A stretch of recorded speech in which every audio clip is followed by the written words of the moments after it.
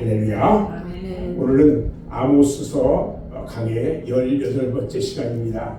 오늘은 아모스 4장 1절로 3절 말씀을 통해서 이스라엘 여성들의 타락과 그 형벌, 이런 제목으로 함께 말씀의 은혜를 나누려고 합니다. 오늘 본문을 보면요, 이스라엘의 범죄상, 특별히 그곳에 있는 여성들의 타락한 모습이 적나라하게 나타나 있어요. 아울러서 그들의 죄악으로 인해서 그들이 받게 될 형벌이 기록되어 있다는 말이죠. 아모스 4장 1절 말씀을 읽어보면요, 사마리아에 있는 산에 있는 바산의 암소들아, 이 말을 들으라. 너희는 힘없는 자를 학대하며 가난한 자를 압제하며 가장에게 이르기를 술을 가져다가 위로 마시게 하라. 1절 말씀을요, 크게 세 가지 요소로 만들어 있는 것을 우리가 볼 수가 있는데, 첫 번째 잘 보면요, 주의를 집중시키는 말로 시작하고 있다는 거예요. 사마리아의 산에 있는 바산의 암소. 자, 히브리어 원문 성경을 보면요, 들으라, 이렇게 시작돼요. 원문 성경으로 들으라. 원문의 순서대로 말을 하면 이렇게 말해요. 들으라, 이 말을 사마리아 산에 거하는 바산의 암소들아, 이렇게 돼요. 그런데 이것을 사마리아 산에 있는 바산의 암소들아, 이 말을 들으라, 이 반대로 되겠죠. 자, 이렇게 들으라는 명령으로 시작하는 것은요, 듣는 사람으로 하여금 주의를 집중시키고 환기시키는 역할을 해요. 들으라, 이 말을. 어떤 말이냐? 명령어잖아요. 누구에게 말하느냐면 사마리아 산에 있는 바산의 암소들. 자, 오늘 정신 똑바로 차리고 들으라는 거예요. 지금 신명기에 보면요, 들으라는 말로 시작하는 유명한 구절이 있어요. 그게 무슨 말이냐면, 히브리 말로 들으라, 이 말은 쇠마라고 해요. 쇠마. 히브리어 신명기 6장 4절로 9절 말씀을 보면요, 자, 같이 한번 읽어봅니다. 시작. 이스라엘아, 들으라. 우리 하나님 여호와는 오직 하나님 여호와시니 너는 마음을 다하고 성품을 다하고 힘을 다하여 네 하나님 여호와를 사랑하라. 오늘날 내가 네게 명하는 이 말씀을 너는 마음에 새기고 네 자녀에게 부지런히 가르치며 집에 앉았을 때든지 길에 행할 때든지 누워있을 때든지 일어날 때든지 이 말씀을 강론할 것이며 너는 또 이것을 네 손목에 메어 기호를 삼으며 네 미간에 붙여 표를 삼고 또 내 집 문설주와 바깥문에 기록할지니라. 이게 쇠마예요. 이 말씀 중에요, 신명기 6장 8절 말씀을 이 말씀에 딱 보면요, 너는 또 그것을 네 손목에 메어 기호로 삼고 네 미간에 붙여 표를 삼아라, 이렇게 해야 하는 거예요. 이스라엘 사람들은요, 이 쇠마의 이 말씀을 써가지고 조그마한 나무 상자에다가 엿어요. 그래가지고 그것을 어디에 맨다고 그랬어요? 어디에 맨다고 했어? 손목에 맨다고 그랬잖아요. 그 다음에 어디에 붙인다고 그랬어요? 미간이 어디예요? 이마.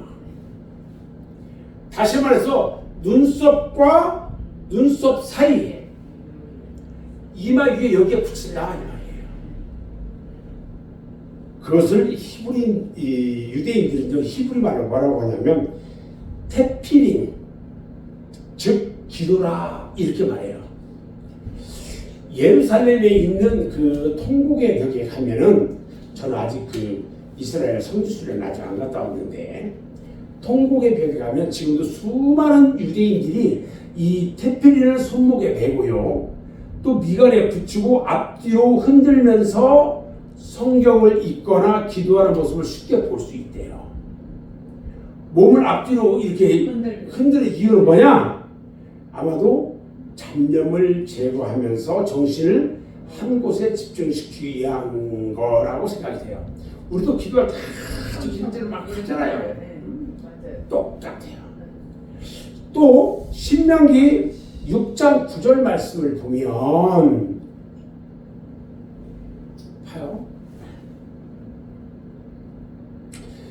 집 문설주와 바깥문에 기록할지니 이렇게 말하고 있어요. 이것은요, 유대인들은 즉 이 매주자, 이것을 이 문자적 의미로 문설주라고 이야기하는데, 집 들어가는 문 입구에 안쪽에서 보면은 왼쪽에 홈을 파고 길쭉하게 달아놨단 말이죠. 심지어는요, 호텔방에도요 이 매주자를 달아놨어요. 말씀을 문자 그대로 지금도 그것을 지키고 있다. 이 쇠발을 지키고 있다는 거예요. 그들은. 자, 두 번째 요소, 아까 그 말씀, 그 1절에 있는 말씀,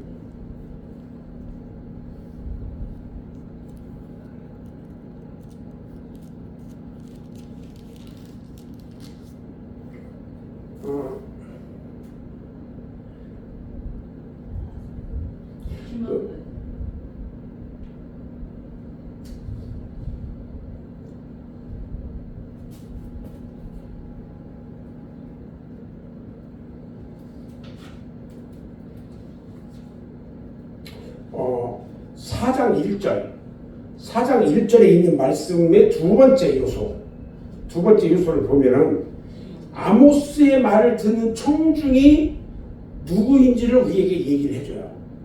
자, 사마리아의 산에 있는 바산의 암소들아, 이 말을 들으라. 누가 얘기하는 거예요? 아모스가 말하는 지금 대상이 누구예요? 자, 사마리아 산에 살고 있는 바산의 암소들.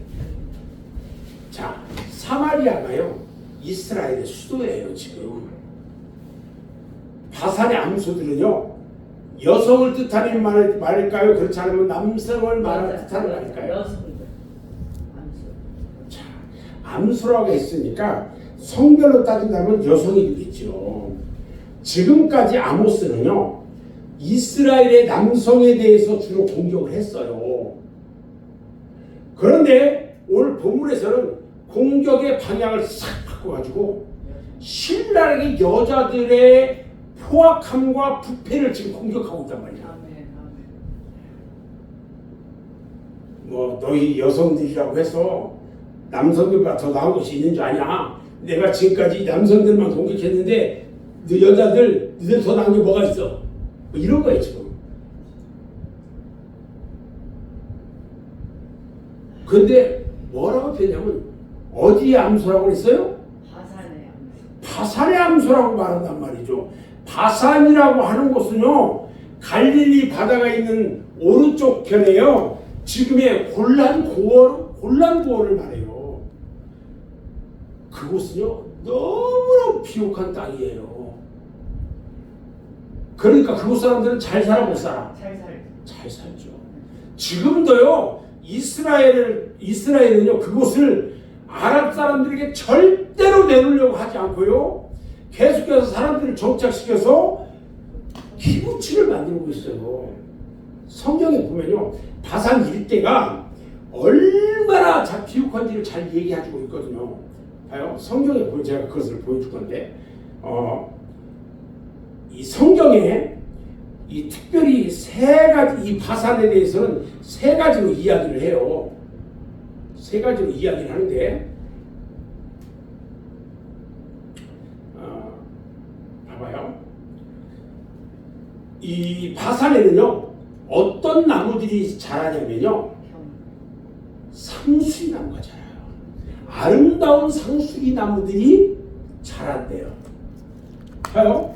레바논의 높고 높은 모든 백향목과 바산의 모든 상술이 나와 이렇게 표현하잖아요.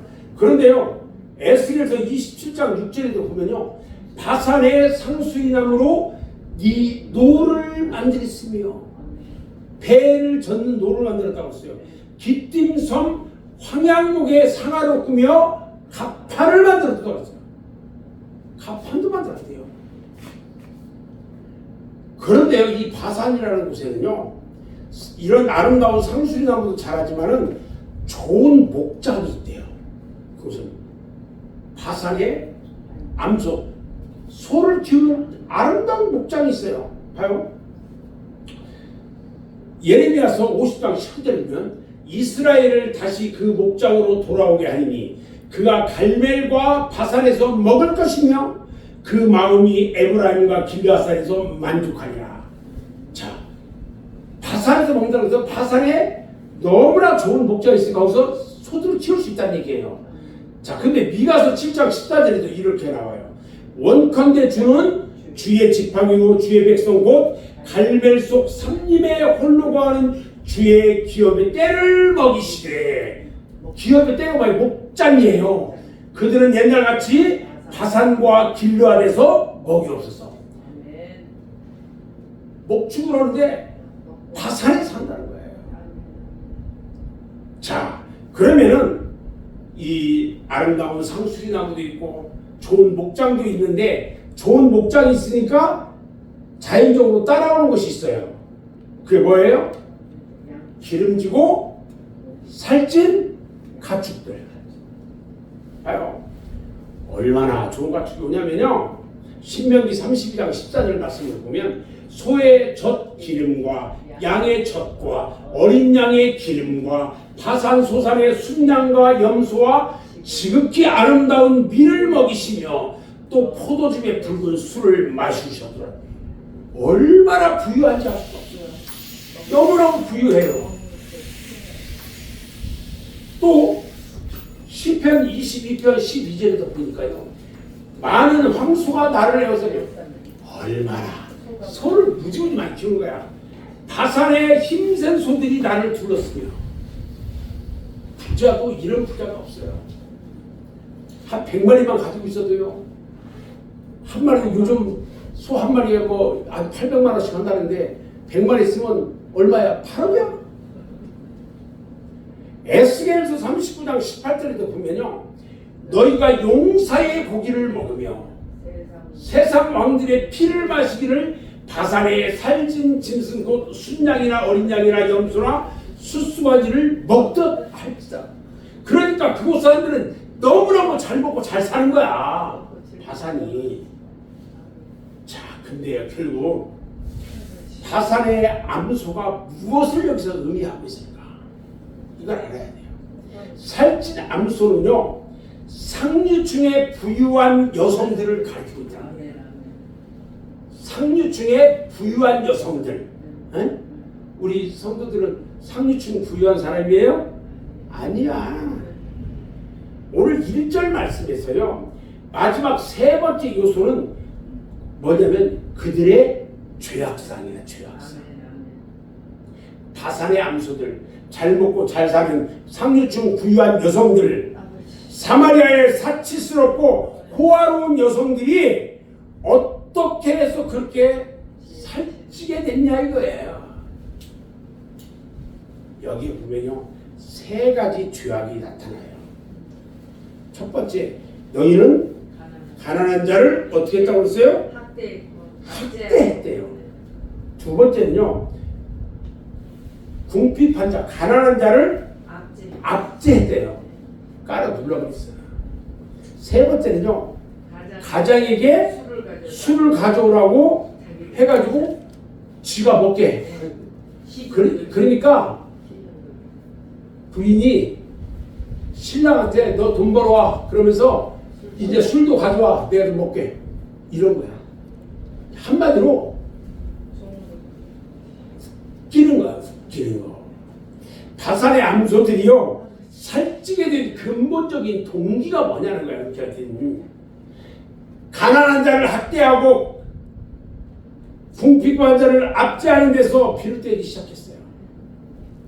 우리가 이사야서 3장을 보면요, 그 이 살찐소들 모든 사람들이 다 이 바벨론은 다 끌려갔는데요, 거기 남아있는 상류층 여자들이 20대 이하의 아이들을 나라의 지도자로 세워, 그리고 그 아이들한테 가서 굽신굽신하면서 온갖 주태를 다 부려.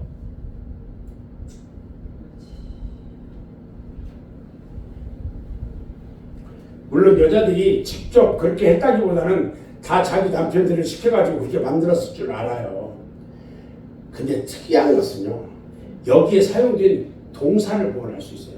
학대하다, 압제하다, 이런 형태가요 다 분사형으로 되어 있다는 거야. 이게 히브리어를 보면요, 분사 용법 가운데 하나가 있는데 계속적인 의미를 주는 거야.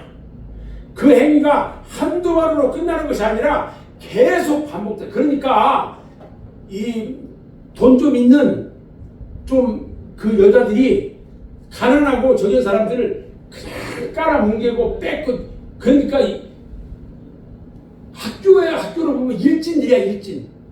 내일 때 때리고 돈 뺏고 오는 거 똑같아. 돈 가져오라고. 봐요.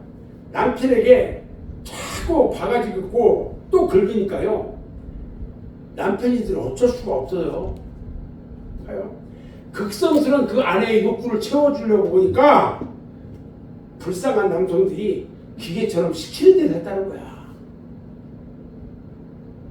그래서 2장 6절 이하의 말씀처럼 말이에요, 이스라엘 남성들은 은을 받고 의인을 팔았고요, 신 한 켤레를 받고 궁핍한 자를 팔았고요, 가난한 자의 머리를 짓밟고 겸손한 자가 흰 못으로 가는 길을 굳게 만들어서 약한 사람들을 학대하고 압제했다는 거예요. 그렇게 해가지고 뭐가 생겼어요? 그렇게 해서 긁어 모은 게 뭐예요? 재물. 그것으로 무엇을 만들었을까? 오늘 되게 중요한 이야기들을 하는 거예요. 지금 3장 5절 말씀에 보니까요, 겨울 궁을 짓고 여름 궁을 짓고 호의호식하는 생활을 누리게 했단 말이에요. 지난주에 우리 들었잖아요.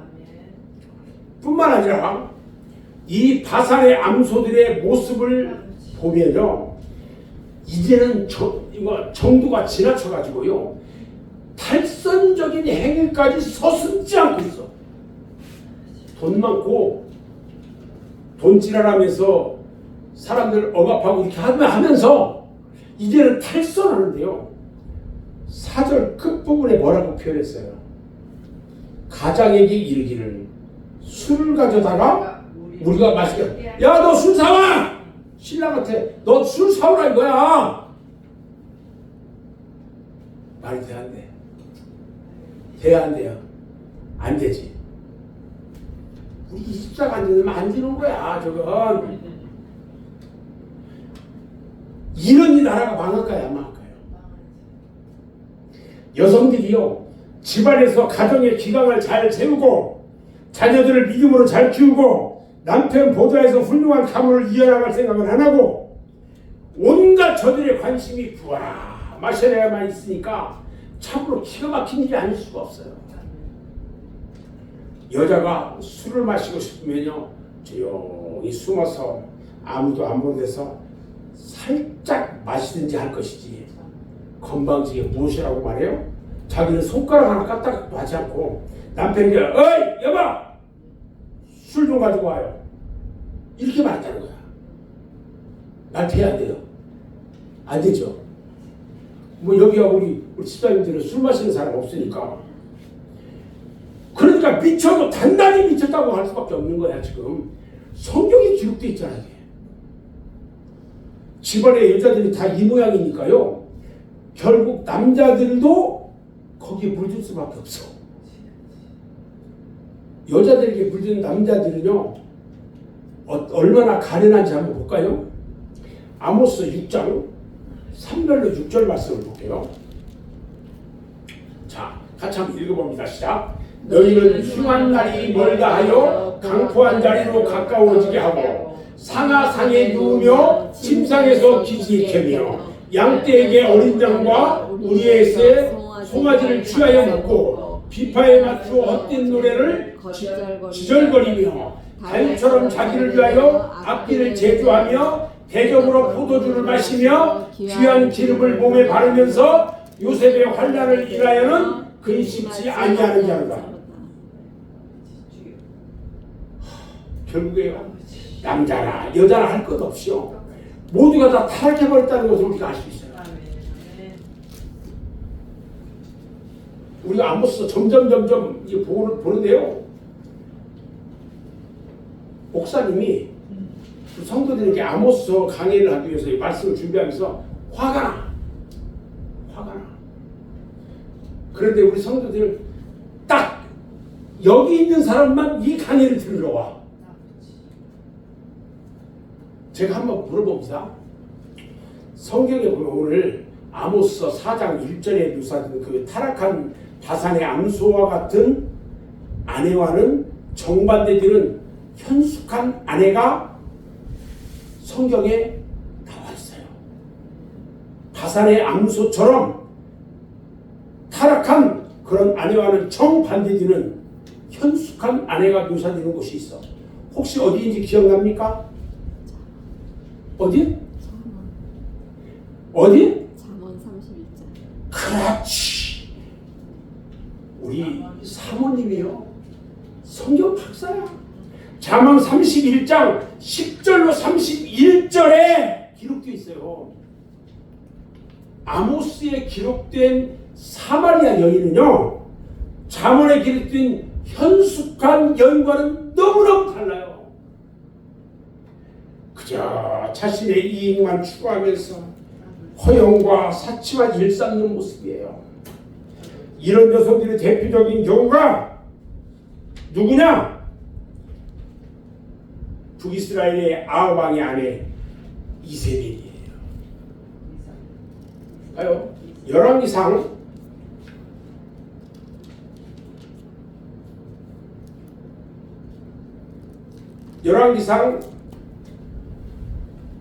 21장 1절로 16절 말씀을 보면요,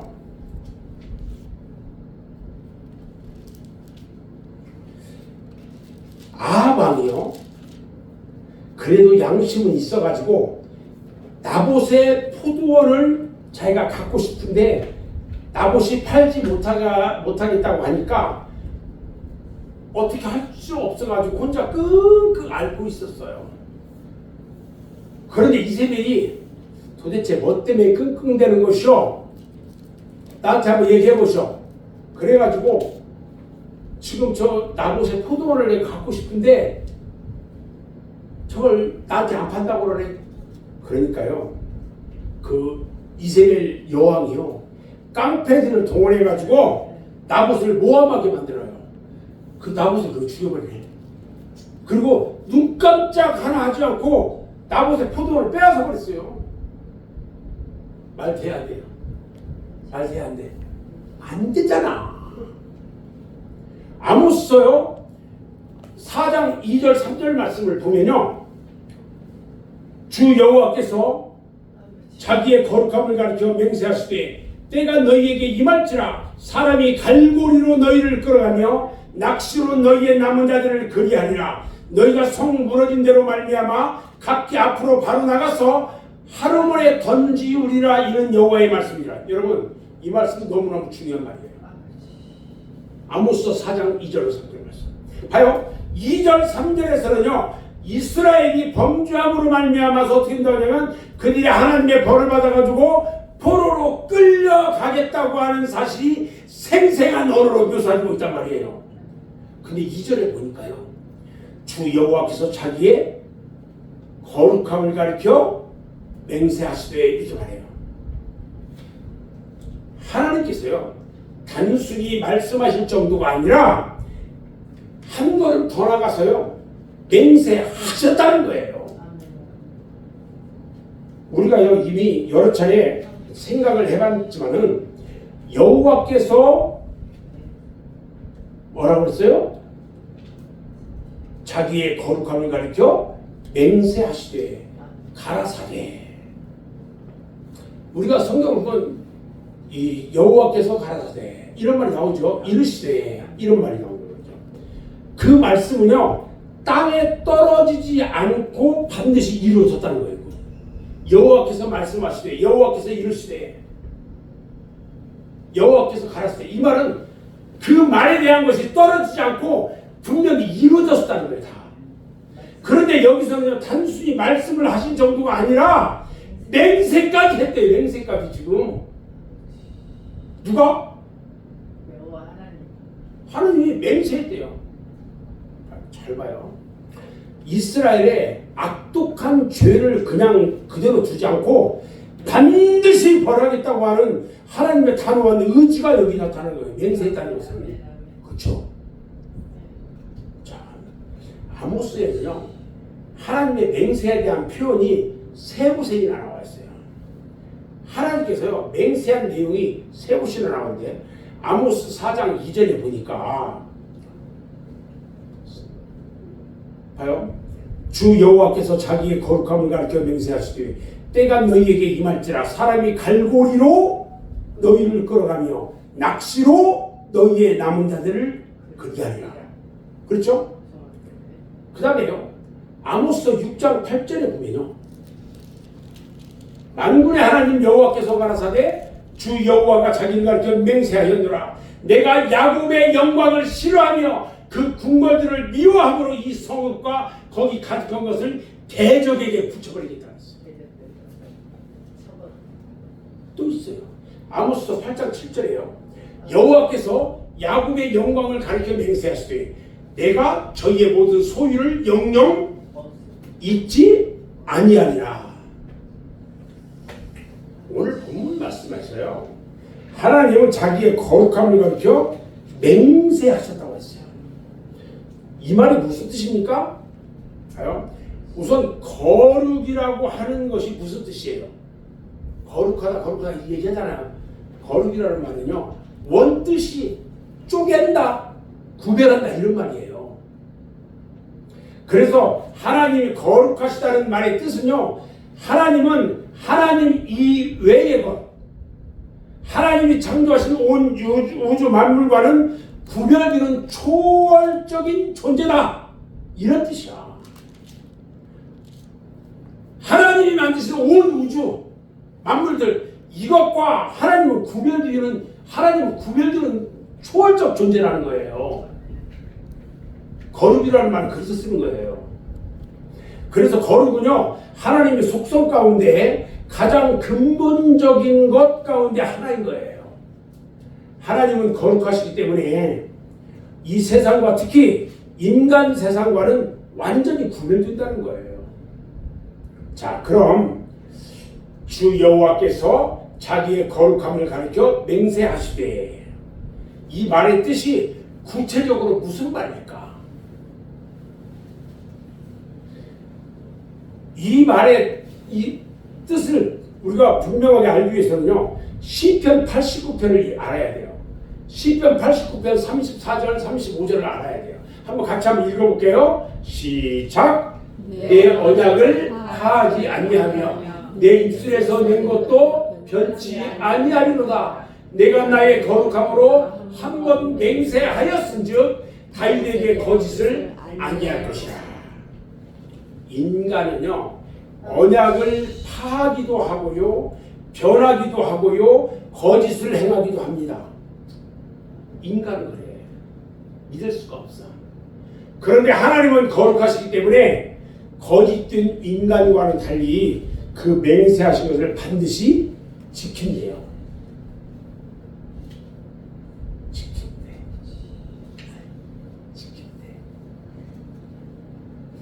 그 옛날 하나님께서는요 이스라엘 백성에게 가나안 땅을 주시겠다고 그들이 10조에게 맹세하셨어요. 그렇죠?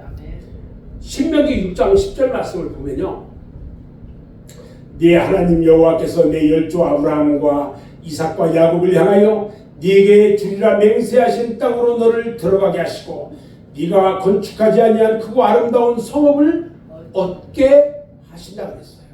또 신명기 6장 18절 말씀에도 보면요, 여호와의 보시기에 정직하고 선량한 일을 행하라. 그리하면 네가 복을 얻고 여호와께서 네 열조에게 맹세하사 네 대적을 몰수히 내 앞에서 쫓아내리라 하신 아름다운 땅을 들어가서 얻으리니 여호와의 말씀과 같으리라. 이렇게 말씀하셨어요. 또 신명기 6장 23절에도 보면요, 우리 열조에게 맹세하신 땅으로 우리에게 주어 들어가게 하시려고 우리를 거기서 인도하여 내셨다고 했어요. 여러분, 하나님께서는요, 맹세하신 그대로 이스라엘 백성에게 젖과 꿀이 흐르는 땅을 주셨어요. 홍해를 갈르시고요, 불기둥과 구름기둥으로 인도하시고 만나와 메추라기를 먹이시고 반석에서 물을 내게 하시고 이런 여러 가지 기적과 이사를 베푸시면서 저들을 가나안 땅으로 인도해 주셨어요. 그러나 이제는요, 사정이 달라졌어요. 그 옛날 이스라엘 백성들에게 가나안 땅을 주리라고 맹세하시고 그 약속대로 주신 그 하나님께서요, 이제는 저들의 죄악으로 인해서 저들을 가나안 땅에서 쫓아내시겠다고 맹세하고 있어요. 어떻게 이럴 수가 있단 말이에요. 여러분, 결과를 말하지 않아도 뻔합니다. 봐요. 우리 하나님이 맹세하고 복을 주고 줬어요. 근데 복 받으니까 복에 겨워가지고 온갖 못된 짓, 악한 짓을 해보는 거야. 하나도 안 되니까 우리 하나님이 복을 주며 맹세했던 거 다 처리하고 쫓아내버리겠다는 거야. 쫓아내버리겠다는 거야. 봐요. 우리 아모스 2장을 계속해서 보면요, 때가 너희에게 임할지라 이렇게 말했어요. 새로운 시대가 임한다는 거예요. 이건 때가 참에 너희에게 임할지라, 새로운 시대가 임한다는 거예요. 아모스에서에 보면요, 이런 표현 양식이요, 세 군데나 사용되고 있는 것을 알 수 있어요. 아모스서 4장 2절에 한 번 사용됐고요, 두 번째는요, 아모스 8장 11절에 나와요. 이게 뭐라고 하냐면요, 주 여호와께서 가라사대 보라 날이 이를지라 내가 기근을 땅에 보내리니 양식이 없어 주림이 아니며 물이 없어 가람이 아니요 여호와의 말씀을 듣지 못한 기간이라.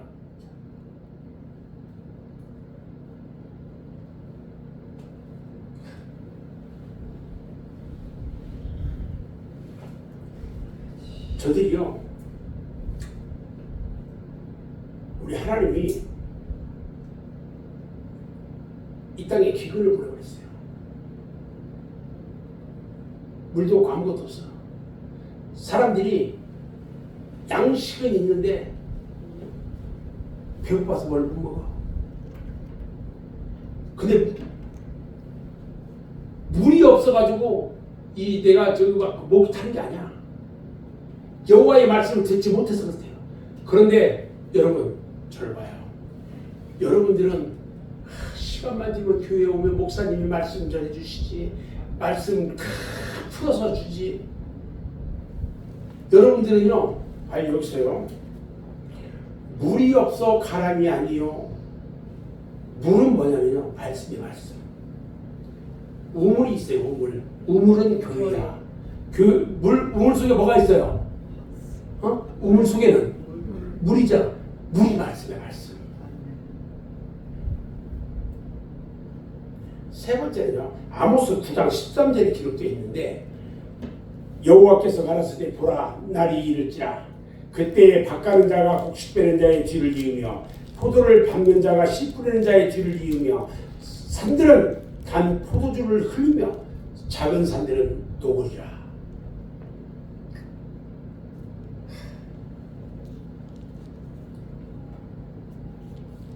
새로운 시대가 와요. 오늘 이 아모스서 4장 1절 3절 말씀을 다시 보면요, 타락한 이스라엘 백성들하고요, 사마리아의 저질적인 여자들을 벌하는 그날에 하나님께서 과연 저들을 어떻게 하실 것인가 살펴볼 필요성이 있어요. 장차 그날이 임하면요, 대적이 일어나서 이스라엘을 쳐서 멸하고요, 이스라엘의 살아남은 자들을 포로로 끌고 가는데 어떻게 끌고 가는지를 볼 필요가 있어요. 아까 보니까요, 갈고리를 가지고 어떻게 끌고 간다고 했는지 이사야서 37장 29절에 써 있어요. 같이 한번 읽어봅니다. 시작. 네가 나를 거스려 분노하노라. 네 오만함이 내 귀에 들렸으므로 내가 갈고리로 네 코를 깨며 사과를 내 입에 먹여 너를 오던 길로 돌아가게 하리라 하셨나이다. 아멘. 이스라엘이요, 주여. 어디에 멸망당한 줄 아세요? 아수르에 의해서 멸망당했어요. 이건 하나님께서 하신 일이에요. 그런데 아수르에 남아있는 비석을 보면요, 그 비석에 써있는 것을 보면 아수르 사람들이 포로들을 끌고 돌아올 때에 거기에 그림으로 표시되어 있어요. 갈고리를 가지고 포로들의 코나 입술을 떼가지고 줄로 연결해서 끌고 오는 모습이 그림으로 남아있다는 거예요.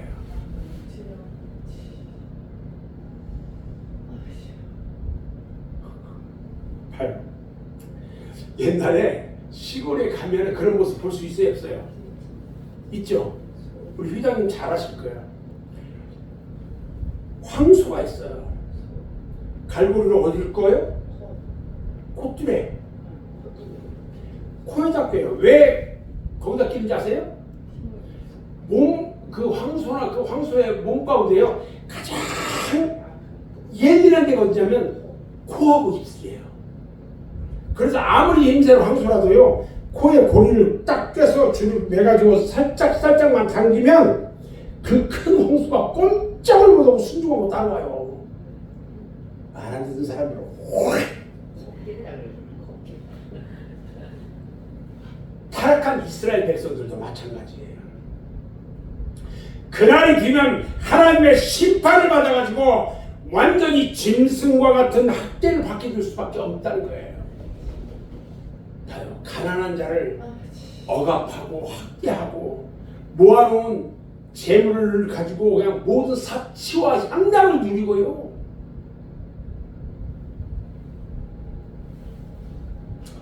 이제 그것들이 다 사라질 거예요. 그날이 되면요, 비인간적인 짐승과 같이 대우를 받을 수밖에 없어요. 하나님의 심판이 돼가지고 자신들이 심은 대로 그대로 거두는 거예요. 남을 억압하고 학대한 자들이기 때문에 자신들도 짐승 이하의 대우를 받을 수밖에 없다는 거예요. 그래서 우리는 잘해야 돼요. 남들에게 막 뭐락하고 저주하고 욕하고 안 돼요. 그거. 또 계속 또 말씀을 좀 보면 갈고리로 너희를 끌어가며 이렇게 말하는 그 말 뒤에 뭐라고 기록되어 있으냐면요, 낚시로 너희의 남은 자들을 그리하리라. 이제는 낚시까지 나오네. 낚시까지 나와. 봐요. 얼마나 포로가 많든지요, 포로들을 꿰야 되는데 갈고리를 꿰려고 하니까 갈고리가 많지 않아. 그래서 낚시로 그 포로들을 꿰기 위해서 준비해 온 것이 갈고리 대용이야. 낚시가. 포로가 얼마나 많은지요. 포로들을 꿰려고 가지고 온 갈고리가 동이 나버렸어 지금. 그래서 그 대용으로 낚시를 쓴 거야. 여기서 말하는 낚시는요, 잘 들어야 돼요. 붕어나 피라미 잡을 때 사용하는 그런 작은 낚싯바늘이 아니에요. 여기서는요, 우리 옛날에 고기 잡을 때 긴 장대 끝에 이렇게 해서 딱 깨가지고 쫙 있는, 그래가지고 딱 해서 확 때리면 거기에 장어 같은 거 잡히는 거 있죠? 알죠? 갈고리 작살. 그걸 말하는 거예요. 갈고리처럼 생긴 작살을 말하는 거예요. 바다 낚시 해본 사람들은요 잘 알겠지만 큰 고기를 낚시로 잡아 올릴 때는요 작살로 찍어가지고 들어 올리는 거예요.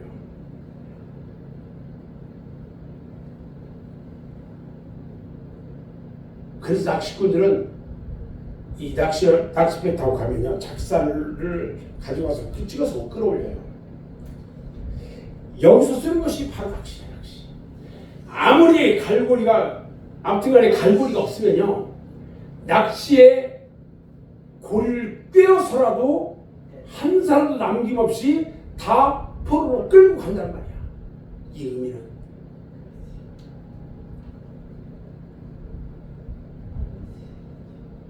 자, 마지막 이 아모스 4장 3절 말씀 한번 봅니다. 같이 한번 읽어봅니다. 시작.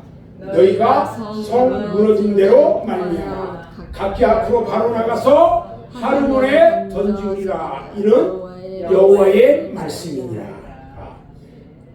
보세요. 전쟁으로 인해서 성이 다 무너졌어요. 그 무너진 데를 통해 가지고 이스라엘 백성들은 원수에게 포로로 잡혀가요. 각기 앞으로 바로 나가서라고 표현했잖아요. 무너진 대로 말미암아 각기 앞으로 바로 나가서, 그 무너진 대로 바로 나가서 이 말이에요. 이 말과 똑같이 쓰인 곳이 있어. 여호수아 6장 5절하고요. 여호수아 6장 20절 이 말과 똑같은 말이 있어요. 여호수아 6장 50절 한번 볼까요? 5절. 자, 제사장들이 양각 나팔을 길게 울려 불어서 그 나팔 소리가 너희에게 들릴 때에는 백성은 다 큰 소리로 위쳐 부를 것이라. 그리하면 그 성벽이 무너져 내리리니 백성은 각기 앞으로 올라갈지라. 무너진 곳으로 올라간다는 거예요. 자, 그리고 여호수아 6장 20절에도 보면요. 이에 백성은 외치고 제사장들은 나팔을 불매 백성이 나팔 소리를 듣는 동시에 크게 소리질러 외치니 성벽이 무너져 내린지라. 백성이 각기 앞으로 나아가 성에 들어가서 그 성을 치워. 그러니까 성벽이 무너지니까 그곳으로 올라가서 쳐들었다는 얘기야. 여기에서 나팔 소리를 듣는 소리, 성벽이 무너져 내린지라 백성이 각기 앞으로 나가서 성에 들어갔다. 똑같은 얘기죠. 자, 각기요 앞으로 바로 나간다는 말은 무슨 뜻이냐? 성벽이 완전히 다 무너져 내렸다. 앞에 있는 성벽 때문에 무너진 곳을 찾아서 빙 둘러서 돌아갈 필요가 없다. 어디가 무너졌나 이거 찾아서 들어갈 필요가 없다. 바로 앞에서 무너지니까. 따로 줄 서서 한 곳으로 갈 필요도 없다는 거예요. 왜 그러냐? 앞에 있는 성벽이 무너지지 않는 곳이 한 군데도 없이 다 무너졌다는 거야. 다 무너졌다는 거야. 완전히 다 무너져 내렸기 때문에 각기 앞으로 나가기만 하면 된다는 거예요. 사마리아 성벽도 그렇게 된다는 거예요. 완전히 파괴되어서 흔적도 없이 사라짐으로 각기 있는 자리에서 그대로 끌려가게 된다는 거예요. 이스라엘 백성들이요 원수 나라 아수르에 의해서 멸망당해가지고 포로로 끌려가는 모습을 우리가 한번 볼 필요가 있어요. 봐요. 포로가 이 전쟁에 졌어. 포로로 끌려가는데 어떻게 끌려가냐면 열왕기하 17장 5절 6절 말씀을 보면 이렇게 얘기해요. 같이 읽어봅니다. 시작. 올라와서 그 온 땅에 두루다니고 사마리아로 올라와서 3년을 에워쌌더라. 호세아 9년에 아수르 왕이 사마리아를 취하고 이스라엘 사람을 사로잡아 아수르로 끌어다가 할라와 고산 하볼 학숫가와 네겝 사람의 여러 고원에 두었더라. 완전히 다 끌고 갔어요. 나라가 완전히 망했어. 누구 때문에? 바산의 암소들 때문에. 다시 오늘 본론으로 들어가가지고요. 이 4장 3절에 어디에 던져진다고 그랬어요? 아까 하르몬에 던져지라고 그랬어. 여기서 하르몬이라는 지명이 등장을 해요. 하르몬이라는 지명. 하르몬이 어디인지는요 분명하게 알려지지가 않았어요. 성경에. 이스라엘 백성들이 아수르에 의해서 끌려가는 방향인 것은 분명한데 하르몬이라는 정확한 지명이 역사상 남아있지가 않아. 그래서 어떤 사람들은요 아마 아르메니아일 것이라고 추측을 하기도 합니다. 또 어떤 사람은요 헬몬산일 것이라고 추측도 해요. 자, 그러면 아모스 5장 27절 말씀 한번 찾아볼 필요가 있어요. 아모스 5장 27절 말씀. 내가 너희를 다메섹 밖으로 사로잡혀 가게 하리라. 이는 만군의 하나님이라 일컫는 여호와의 말씀이라. 그러니까 다메섹 밖으로. 위치적으로 보면요 이스라엘 백성들이 헬몬산 쪽으로 해서 다메섹을 지나서 아수르 쪽으로 끌려가는 것이 아마 분명하다. 그런데 하르몬은 어딘지는 정확히 알 수 없다. 자, 마지막으로 한 가지 더 말씀드릴 것이 있는데 하르몬으로 뭐 어떻게 된다고 했어요? 던져지라고 했잖아. 오늘 말씀이요 이 문장별 단어별 되게 중요한 표현들이에요. 지금 던져지라는 말씀은요 끌고 와서 막 집어 던진다는 말이에요. 끌고 와서. 옛날에요 6.25 때요 북한 공산당들이요 예수 믿는 사람들만 다 끌고 와가지고 그냥 막 총 쏴서 다 죽였어. 무조건 똑같은 얘기야. 소중하게 잘 대하는 것이 아니라 짐짝 던지듯이 시체 던지듯이 이스라엘 백성들을 던졌다는 거예요. 우리는요 정치 똑바로 차려야 돼요. 정치적인 얘기나 뭐 그런데 만약에 이 나라에 다시 또 전쟁이 일어난다면요 우리 믿음의 사람들은요 다 죽어요.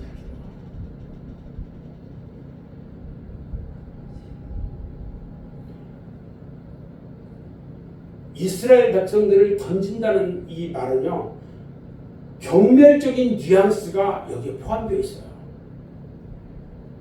다시 한번 인간 이하의 취급을 당하는 이스라엘 백성의 처참한 모습 던질이라는 그 표현에서 우리가 알 수가 있어요.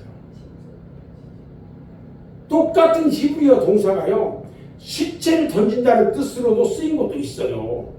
시체를 던진다는 말이 쓰이는데 그게 아모스 8장 3절에 보니까요 이렇게 표현을 해요. 그날의 궁전의 노래가 애곡으로 변할 것이며 시체가 많아서 사람이 잠잠히 처처에 내어 버리리라. 이는 주 여호와의 말씀. 시체를 던지는 일기까지 한다는 얘기도 있어. 그 다음에요 열왕기상 13장 23절로 25절은 이렇게 표현해요. 자기가 데리고 온 선지자가 떡을 먹고 물을 마신 후에 그를 위하여 나귀의 안장을 치우니라. 이에 그 사람이 가더니 사자가 길에서 저를 만나 죽이매 그 시체가 길에 버림받으니 나귀는 그 곁에 섰고 사자도 그 곁에 섰더라. 지나가는 사람들이 길에 버린 시체와 그 시체 곁에 선 사자를 보고 그 늙은 선지자가 사는 성읍에 와서 말한지라. 봐요. 이거 무슨 말이냐면 사자나 이것들이요 얼마나 그 시체들이 많은지 먹을 거 먹고 쳐다보지도 않았다는 얘기예요.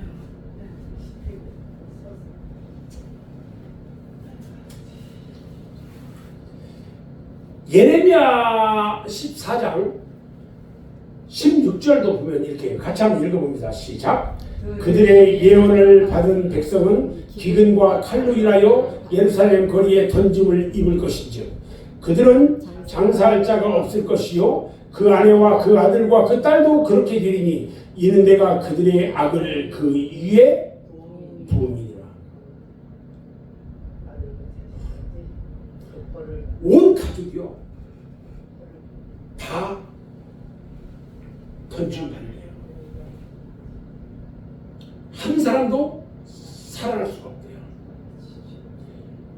오늘 아모스가요 사마리아에 사는 그 여자들의 범죄상 그들에 대한 하나님의 심판을 말한 뒤에요 끝맺는 말로 이렇게 얘기해요.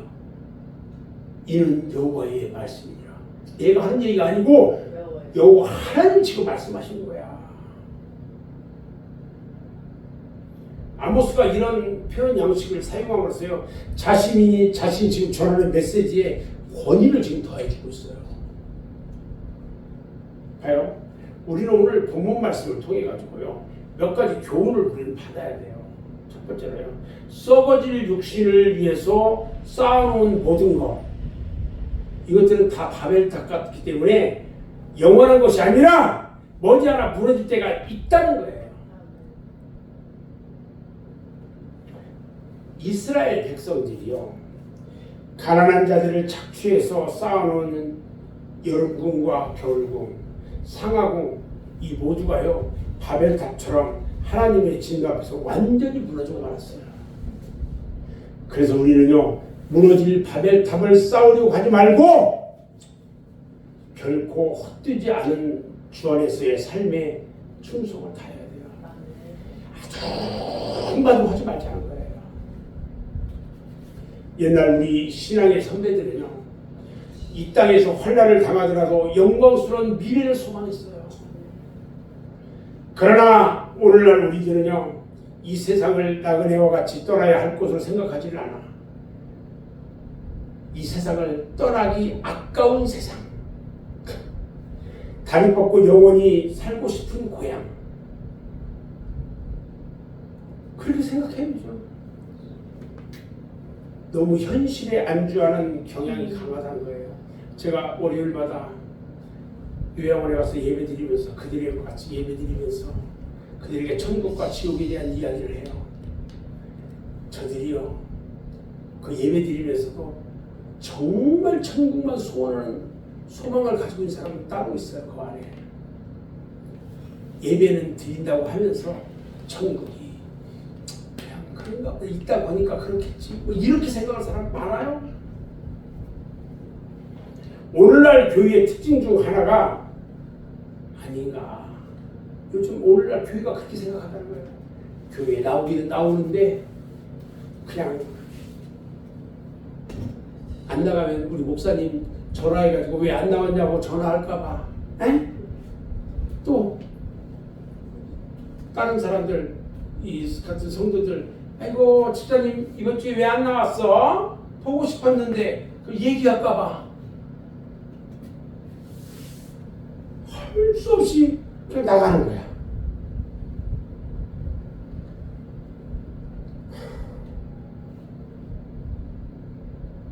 이제는요 사람이 무엇으로 심든지 그대로 거둔다는 진리를 다시 한번 명심해야 돼요. 가난한 자를 긍휼히 여기고 학대했던 이스라엘 백성들은요 자기들은 원수에게서요 그대로 잔혹한 학대를 받게 되는 운명에 처해졌어요. 그렇게 하면 안 돼요. 저는 우리 성도들 중에 정말 어려운 사람들을 보면서 많은 생각들을 해요.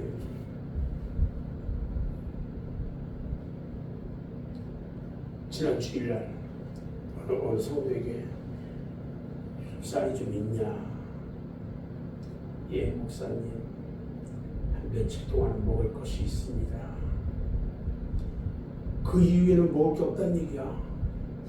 그런 얘기를 제가 물어봤어요. 그런데 그 사람은 그 쌀 10kg짜리 하나 살 수 있는 힘이 없어. 그 돈이 없어. 그렇다고 국가가 그 사람한테 쌀을 그냥 안 줘. 그 사람한테는.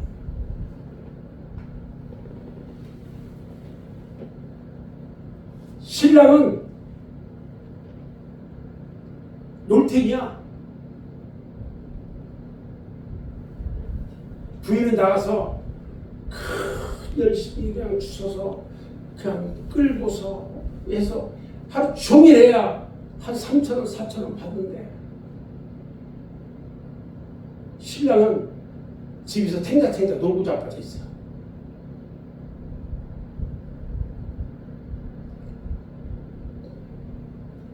언제 가면 보니까 한번 때려주고 싶은데 그렇게 할 수가 없더라고. 다른 때는 몰라도 남들은 명절이라고 그러는데 고향에 한번 가고 싶은데 갈 수가 없어. 왜?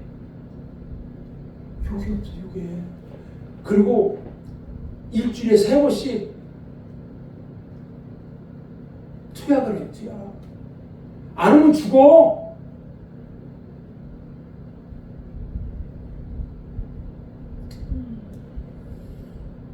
지난주에 목사님이 그 얘기를 들으면서 막 너무너무 이 속이 아픈 거야. 근데 아침에 보니까 목사님 그 이 목욕실을 옮긴 그쪽에 쌀 10kg가 와 있어. 그게 나라에서 전에 살던 사람한테 준 거예요. 제가 생각하기는 이거 좀 줬으면 좋겠다 이 생각을 하고 있었는데 그것은 그쪽으로 갈 주인이 아니야. 원래 다른 데로 갔어. 그 사람은 이제 따로 줘야 돼요. 뭐 이런 거. 아무튼 여러 가지로 그런 생각들을 하게 해요. 우리는요, 죄의 값이 얼마나 무서운지 깨달아야 돼요. 야고보서 1장 15절 말씀을 보면요, 이렇게 말씀해요. 욕심이 잉태한 즉 죄를 낳고 죄가 장성한 즉 사망을 낳느니라.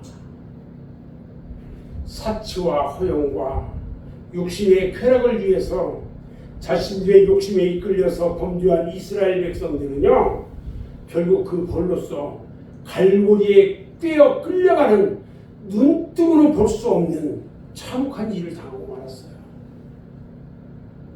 우리는 이스라엘 백성이 받는 벌의 참혹함을 보면서 많이 준 자에게는 많이 요구한다는 하나님의 말씀을 생각하면서 우리에게도 과연 그 당시에 이스라엘 백성과 같은 죄악된 모습들이 없는지 반성해봐야 한다는 거예요.